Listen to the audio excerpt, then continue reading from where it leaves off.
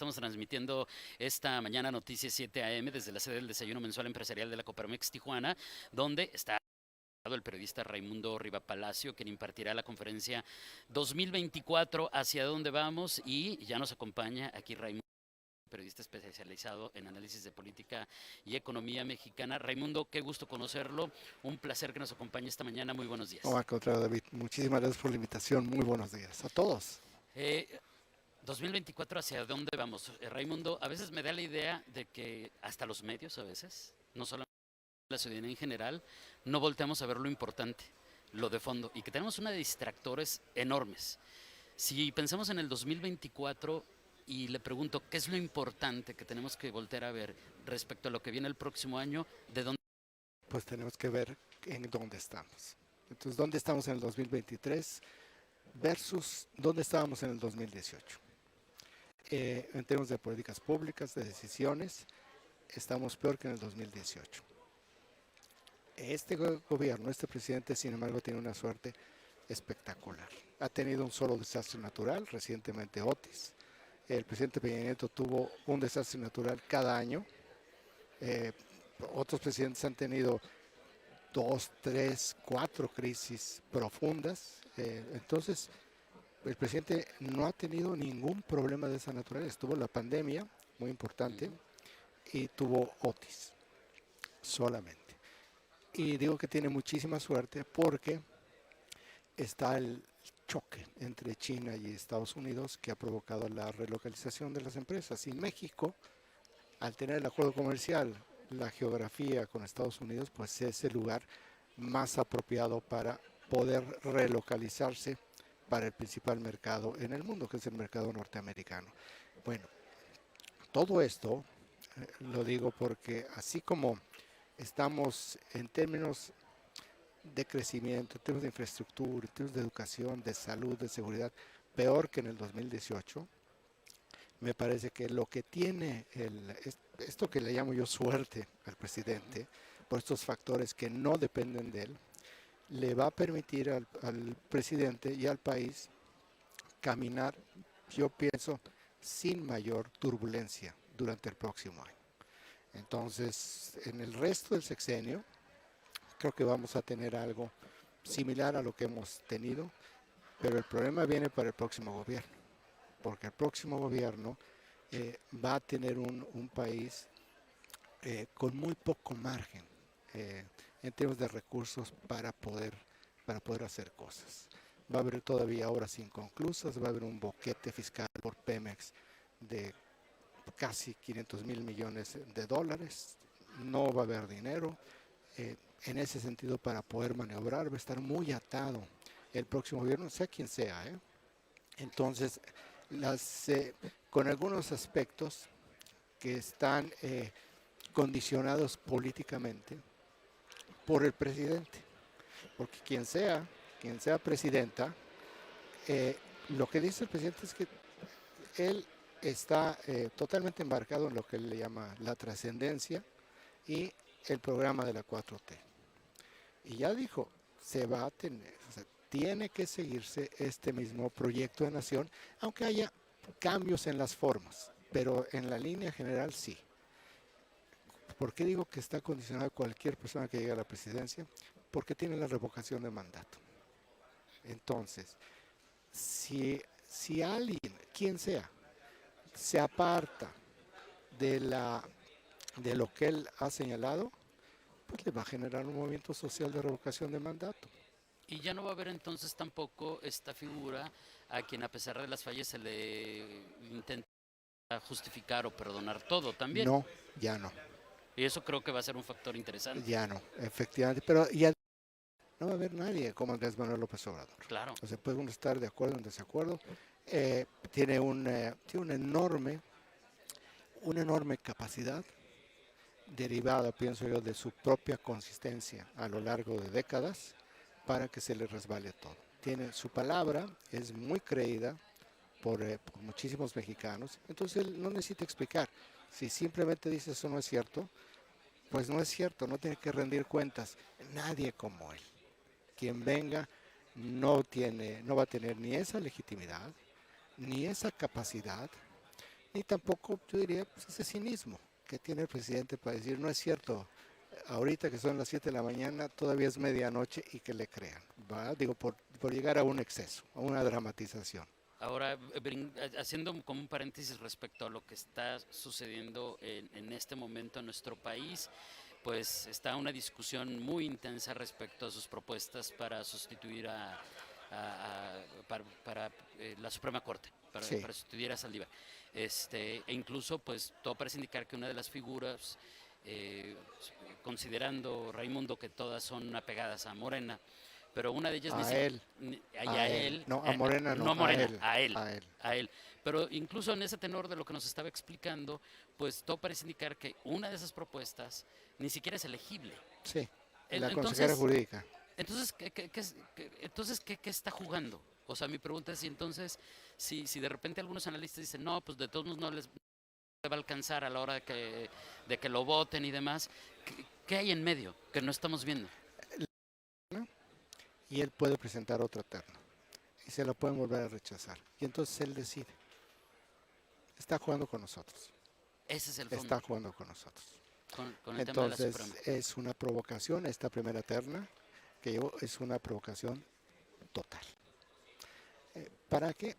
Pues es un maestro en generar conversaciones de conflicto. Esta es otra conversación de conflicto. Uno va a ser, pues, la consejera jurídica no puede ser porque tiene rango de secretaria de Estado. Por lo tanto, los secretarios de Estado no pueden ir a la Suprema Corte. Ella no podría estar ahí. La otra es que rompe con el principio de autonomía de, la, de las propuestas. Aquí no hay absolutamente ninguna autonomía. Entonces, él lo sabe. O sea, no es un error, no es una tontería, lo sabe. Son todo este tipo de propuestas que no van a suceder y que él sabe que no van a suceder, pero que a él le sirve muchísimo para su narrativa. La gran lucha que ha habido en este sexenio es por la narrativa. Y el presidente va ganando la narrativa.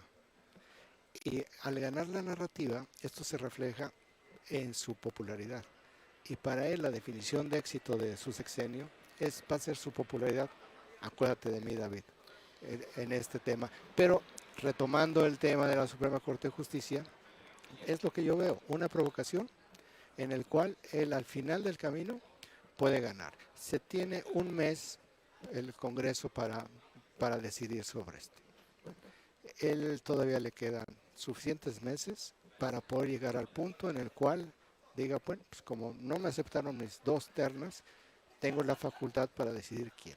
Y lo va a imponer. Y al final, eso es lo que le regaló el ministro Saldívar, la posibilidad de que él todavía pueda incorporar a una persona de él en la Suprema Corte de Justicia. Otro tema que me parece bien interesante es lo de los viajes del presidente. Y lo retomo en función de que en estos momentos está aquí cerquita en California. Sí, como a 12 horas por Este, carretera. son 8, Sí, yo me lo he aventado está en San Francisco, ¿no? sí, Sí, son 8 horitas. Además es un viaje bastante interesante. Hay una recta por ahí, le comento a Raimundo, que parece aburridísima, eterna. aburridísima. Ajá, pero fuera de eso hay escenarios muy bonitos. Pero bueno, lo que le quería preguntar a Raimundo es, qué hay con este tema de los viajes o no viajes del presidente? ¿Y qué papel viene ahora que dice, pues sí voy ahora a esta reunión? Que por ahí, por cierto, también está Xi Jinping. O sea, hay temas fuertes, o sea, hay temas durísimos, pero en relación a López Obrador, ¿qué hay ahí? Bueno, hay que cuando el presidente Biden, que es el anfitrión de este foro de la PEC en este año, envía las invitaciones, el presidente dice, yo no voy a ir porque va a ir la presidenta de Perú, que considera una espuria, Dina Boluarte. Entonces lo que él hace es, en esta ingenuidad que tiene el presidente, en muchos temas, pues, sobre todo en política exterior, él lo que hace es que elegir una invitación al presidente Biden para que lo acompañe a hacer un recorrido por el Tren Maya. Bueno, ya sabemos qué es lo que sucedió. Eh, Simplemente ni le hicieron caso, pero le abren la posibilidad al presidente que si quiere hablar con el presidente Biden, en el foro le abren un espacio. Ya acabándose la agenda, porque Desde ayer hay reuniones bilaterales, hoy hay reuniones bilaterales, ya estuvo con el presidente chino y él va a hablar mañana con el presidente Biden. No tenía otra alternativa. Entonces, ¿por qué quiere hablar? Pues yo creo que más allá de que, más allá de un deseo, pues hay un interés del presidente un poco para poder restablecer un poco esa relación que en público se ve muy buena, pero que en la realidad es muy mala. Al presidente López Obrador en el gobierno de Estados Unidos le han reducido el nivel de interlocución a un nivel 4. Su interlocutora actual es una directora en el Consejo Nacional de Seguridad de la Casa Blanca. No es el presidente, que el presidente de Estados Unidos normalmente no es un interlocutor de casi nadie, pero no es la vicepresidenta, que es el nivel que se le da a los presidentes, que no es el secretario de Estado, que no es el embajador Kerry, el embajador plenipotenciario, y ahora es una directora, Elizabeth Randall, en el Consejo de Seguridad. Entonces sí hay un problema en la relación bilateral, y me imagino que ese es parte del interés del presidente López Obrador, que me parece muy bien, de poder hablar con el presidente Biden.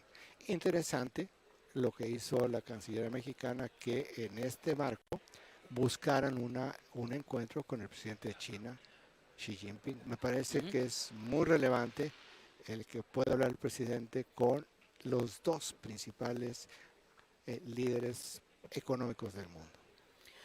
Bueno, se nos acaba el tiempo, nos queda un par de minutitos aquí al aire, Raimundo. ¿Qué ve de aquí a que termine el sexenio? ¿Qué acciones se pueden ver venir por parte de la actual presidencia antes de despedirse? No, mucha violencia retórica. O sea, yo creo que O sea, todavía va a haber más. Sí, no. Okay. Sí, estimarlo. Siempre tiene capacidad para ir todavía ser más incendiario. Y esto también va a depender muchísimo de cómo arranquen las campañas. Cómo, si realmente el Frente Amplio puede construir una campaña que ayude a su candidata. O sea, las condiciones están para que sea una elección competitiva. Las condiciones. La realidad en este momento no se ve una contienda competitiva. Si hay un ajuste en el caso de la oposición y empiezan a cerrar la brecha que hay, porque realmente la brecha está según las mediciones reales, entre 10, digamos, entre 15 y 20 puntos. Es una brecha con tanto tiempo antes de la elección, es poco tiempo, pero al mismo tiempo electoralmente es bastante, se puede cerrar la brecha, dependiendo de la oposición. Creo yo que si la oposición hace una campaña que empieza a avanzar, como Claudia Sheinbaum, no va a crecer. Ella está en su tope y ella realmente está ahí, siendo metódica, disciplinada y en el arrastre del presidente. Pero si eso se empieza a cerrar, el presidente se va a endurecer más, va a crecer su virulencia política y va a meter todo el esfuerzo político, todo su capital político, todos los recursos del gobierno para no solamente ganar la presidencia, sino ganar la mayoría calificada en el Congreso. Esa creo que es la apuesta más importante de las próximas elecciones. Eso a pesar de que algunos tenemos la sensación de que hay algo que ya no está tan, digamos, bonito en la relación entre López Obrador y Sheinbaum. Yo también tengo esa sensación. Lo que le hicieron con la candidatura de Omar García Harfuch en la Ciudad de México, exacto, es espantoso. O sea, no hay análisis que lo sostenga. Él le gana a Clara Brugada por 14 puntos y dicen paridad de género. En Chiapas pierde Cecil de León por 1.5 y se la dan al hombre. Lo que sucedió también en Puebla, que gana por menos de 10 puntos, se la dan al hombre. No hay una justificación, fue un maltrato para Claudia Sheinbaum, efectivamente. Esa sensación tenía. No puedo despedirlo y aunque ya me están regañando por todos lados, mi producción y también los de acá, que ya por favor lo deje ir, no puedo despedirlo, Raimundo, sin preguntarle cómo ve a Baja California. Finalmente tenemos 2 años de las actuales administraciones, sabemos que somos foco del país en muchos temas, pero ¿cómo nos ven desde fuera? los vemos algunos desde la Ciudad de México? Va.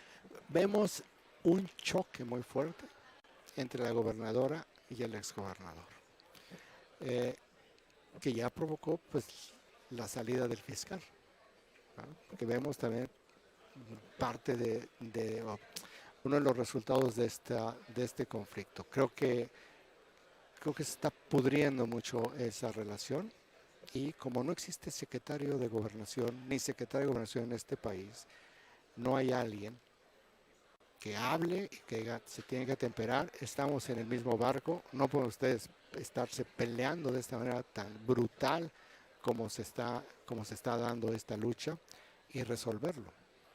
Porque sí, digamos, nos parece que la ebullición, la Totalmente. económica de Tijuana, ¿no? El estado de Tijuana, que se ve perfectamente sobre lo que está generando Tijuana en este momento en términos económicos, no se merece un conflicto de esta naturaleza, mucho menos entre personas del mismo partido. Es un poco como lo vemos algunos desde la Ciudad de México. El gran problema que hay en Tijuana es el choque entre la gobernadora y el exgobernador. Pero parece que por ninguno de los lados hay No intención se ve, de pactar, ¿podremos utilizar ese término? no se ve. No, de llegar, exactamente, es un pacto. De decir, pues por los bajacalifornianos, ni modo, va. No, hasta políticamente. No podemos dividirnos, porque en este choque se nos va a colar la oposición, hasta por una razón de poder. Pero bueno, si tuviéramos políticos profesionales, pues estaríamos en otro nivel. A ver, pero después de estos choques, el exgobernador ahora, pues, y después de la gira del presidente que tuvimos hace unos días aquí, y muy intensa, muy importante finalmente, ahora vemos al exgobernador ya no solamente atacando a la gobernadora en turno, sino también al presidente de la República. Bueno, viene el presidente 3 días, apapachar a la gobernadora, aunque realmente lo que estuvo haciendo es un ajuste de tiempo para irse a San Francisco, pero políticamente se ve un apapacho a la gobernadora, y el exgobernador pues, reacciona, y como el presidente pues no puede estar metido en el micromanagement de la política, y como está muy lejos, es muy desinformado el presidente, pues él sigue ganando espacio. Eh, Raimundo, un placer. Muchísimas Muchísimas gracias, gracias. David. Quisiéramos seguir platicando, pero ya tiene que ir a su conferencia. Le agradezco enormemente y bienvenido a Baja California. Muchísimas gracias, un placer, David.